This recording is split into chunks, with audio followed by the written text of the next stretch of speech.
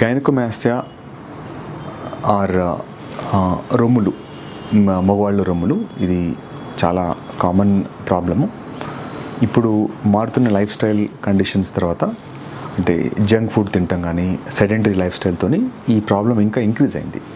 So పిల్లలు frequent access of food స్విగ్గీస్తోని తినటం రిపీటెడ్గా తినేసరికి ఈస్ట్రోజన్ కంటెంట్ పెరిగి ప్యూబర్టల్ గైనకోమాస్టియా, స్పెషల్గా ఇది స్టార్ట్ అయ్యేది మనకు ఏజ్ ఆఫ్ 12 to 13 నుంచి స్టార్ట్ అయ్యి మనకు అది కంటిన్యూ అవుతుంది. వెయిట్ పెరిగే కొలది ఇంకా అది సైజ్ పెరిగి ఇంకా అబ్నార్మల్గా కనపడుతూ ఉంటుంది. సో దీనికి మనము ఎర్లీగా యంగ్ బాయ్స్లో కనుక మనం నోటీస్ చేస్తే 15 years అంటే 10th అయిన తర్వాత యూజువల్గా ఏజ్ ఆఫ్ 14 to 15 మధ్యలో మనం దీన్ని సేఫ్ మెథడ్స్తోని ఆపరేట్ చేసేసి పర్మనెంట్గా క్యూర్ తీసేయచ్చు. అదే మనకు కొంత లేట్గా ప్రజెంటేషన్, అంటే మనకు 22-23 సంవత్సరాల తర్వాత వస్తే కూడా మన ఎనీ టైంలో మనం దీన్ని ఆపరేట్ చేసి తీసేయచ్చు. తర్వాత మనకు దీన్ని ఆపరేట్ చేయడానికి, అంటే దీనికి వేరే మెడిసిన్స్తోని కానీ వేరే మార్గం ఉండదు.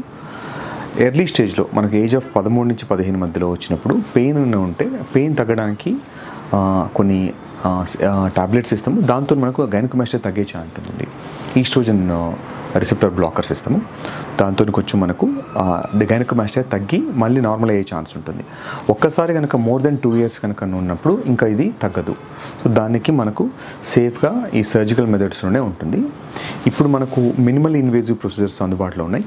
చాలా చిన్న ప్రొసీజర్, కీ హోల్ నుంచి మనం ఎంటైర్ సర్జరీ తీసేయచ్చు. రికవరీ కూడా చాలా స్మూత్గా ఉంటుంది. ఇది 1 hour to 1.5 hour ప్రొసీజరు. జనరల్గా పూర్తి మత్తు ఇచ్చేస్తాము. చేసిన తర్వాత ఒక 2-3 గంటల్లోనే ఇంటికి వెళ్ళిపోవచ్చు. ఒక 1 to 2 days ఆఫ్ రెస్ట్ అవసరం అవుతుంది.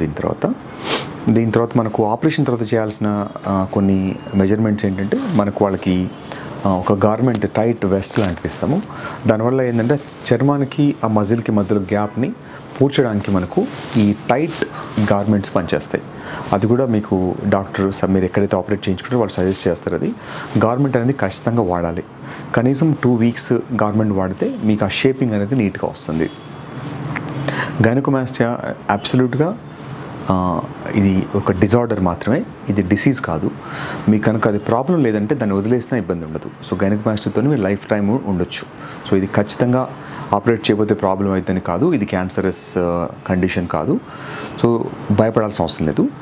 ఎప్పుడు వీలుంటప్పుడు అది కన్సర్న్డ్ ఓన్లీ కాస్మెటిక్ కరెక్షన్ కోసమే, అంటే చూడటానికి ఇంప్రూవ్ చేయడానికి తప్ప గైనకోమాస్టియా అనేది డిసీజ్ కాదు, డిజార్డర్ అంతే అది. సో దాన్ని ఎనీ టైం మనకు సేఫ్గా దానికి ఈ సింపుల్ మినిమల్ ఇన్వేజివ్ టెక్నిక్స్తోని, కీ హోల్ ప్రొసీజర్స్తోని మనం దాన్ని సేఫ్గా ట్రీట్ చేయగలుగుతాం.